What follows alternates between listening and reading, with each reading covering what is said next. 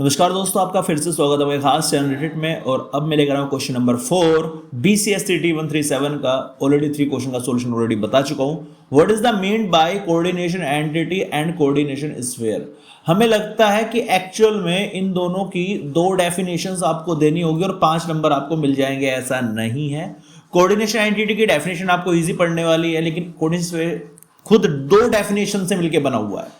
सबको डिटेल में बात करते हैं, जो आपको असाइनमेंट में लिखना है वो सब बताएंगे, इससे 5 नंबर आपको पूरे के पूरे मिल सके। चलिए शुरू करते हैं। अगर बात करें इसके आंसर की तो सबसे पहले बात कर लेते हैं कोऑर्डिनेशन एंटिटी की। तो सिंपल इसकी डेफिनेशन होने वाली है, a coordination compound is any compound that contains a coordination entity.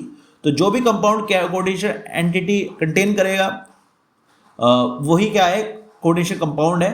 It is अभी ये है क्या वो सोचेगा। It is an ion or neutral molecule that is composed of a central atom, usually that of a metal, to which it attached a surrounding array of other atoms or groups of atoms, each of which is called a ligand. तो यहाँ पे ligand word आया है, central atom 2 word आए हैं कि कौन सी चीज कहां पर फिक्स है, ये चीज आपको पता होनी चाहिए। While writing a formula for a complex, the charged or uncharged coordination entities enclosed in square brackets. Example दे रखे हैं यहाँ पे CONS3 plus PTCl4 2 minus Fe3CO12। तो यह कोऑर्डिनेशन एंटिटी का मतलब है ये एक ऐसा आयन या न्यूट्रल मॉलिक्यूल है जो सेंट्रल एटम के कंपोज होने पे बनता है, ठीक है। या आप सेंट्रल एटम ना कह के उसको मेटल भी बोल सकते हो। To which is attached a surrounding array of other atom or group of atom, each of which, तो इसके चारों और इसके सराउंडिंग में कुछ ग्रुप्स ऑफ एटम जुड़े रहते हैं जिनको आप लिजेंड बोलते हैं। तो जब भी आप फॉर्मूला लिखोगे तो जो चार और अनचार कोऑर्डिनेशन आपका होगा एंटिटी, वो स्क्वायर ब्रैकेट में कवर रहने वाली है, स्क्वायर ब्रैकेट में कवर रहने वाली है। ये आपके एग्जांपल आपके सामने है। तो ये तो होगी कोऑर्डिनेशन एंटिटी की बात। अब बात करते हैं कोऑर्डिनेशन स्फीयर की बात। तो coordination sphere consists of the central metal ion or atom and is attached ligands.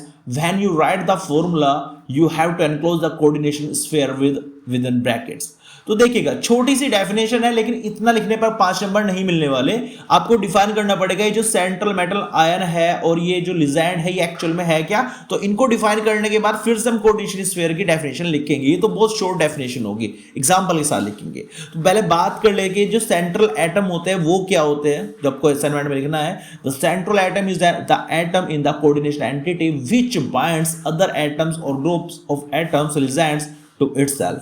It has the central position in the coordination entity. Can you say which are the central atom in NiH2O4, Cl2, CONS3 3 plus and PTCl4 2 minus? Yes, they are nickel. ये जो निकल है ये आपके central atom है, cobalt and platinum, ये वाले ये आपके क्या है, ये आपके सेंट्रल एटम्स है। तो आपको पता चल गया सेंट्रल एटम्स में कौन से है। अब लिगैंड्स की बात करते हैं। लिगैंड्स के अंदर क्या है। The ion and or molecule which are directly attached to the central atom are called ligand. यानी कि जो सेंट्रल जो एटम है उनसे जुड़ने वाले मॉलिक्यूल हो गए या आयन हो गए, उनको आप लिगैंड बोलेंगे।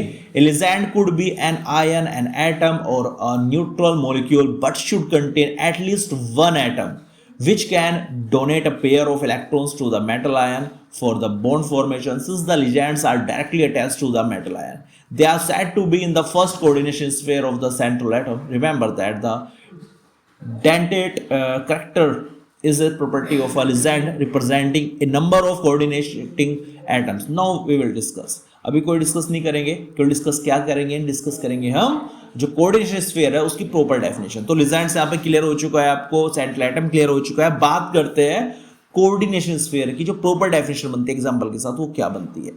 आपको वो बनती है कोऑर्डिनेशन स्फीयर की। The coordination sphere refers to the immediate surrounding of the central metal ion in a coordination complex, specifically the ligands that are directly coordinated bounded to the metal.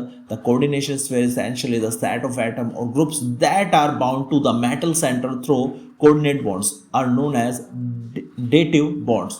अब example की बात यहां पे करते हैं। देखो CuNH3 2 plus है, तो the coordination sphere consist of the copper ion Cu2 plus, ठीक है। ये जो Cu आपको दिखाई दे रहा है एंड द 4 अमोनिया मोलिक्यूल्स, ये उनके 4 मोलिक्यूल्स आपको दिखाई दे रहे हैं. The ligands are considered to be within the coordination sphere and the sphere defines the local environment around the metal ion.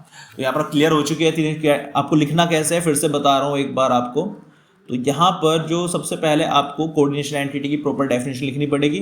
फिर आपको थोड़ा सा हल्का सा इशारा करना पड़ेगा कोऑर्डिनेशन स्फीयर का ये एक्चुअल में है क्या, इसके अंदर जो सेंट्रल मेटल आयन और लिजेंड्स है वे है क्या, उनको डिफाइन करना पड़ेगा. सेंट्रल एटम क्या होते हैं और लिजेंड्स क्या होते हैं, दोनों को डिफाइन करने के बाद फिर से आपको कोऑर्डिनेशन स्फीयर की डेफिनेशन लिखनी पड़ेगी. तब आपको 5 नंबर मिलेंगे. तो आपको कोऑर्डिनेशन स्फीयर पे ज्यादा मेहनत करनी है, ज्यादा लिखना है. एंटिटी में शुरू में काम हो जाएगा, मतलब एक डेफिनेशन लिख के आपका काम चल जाएगा. तो ये था 4th क्वेश्चन का solution. What is the mean by coordination entity and the coordination sphere. आगे के सॉल्यूशन आपको चाहिए प्लीज बने रहिए हमारे चैनल पर, इस प्लेलिस्ट को फॉलो करते रहिए और आपको नेक्स्ट वीडियो कुछ ही मिनटों बाद मिल जाएगी. Thank you so much for watching this video.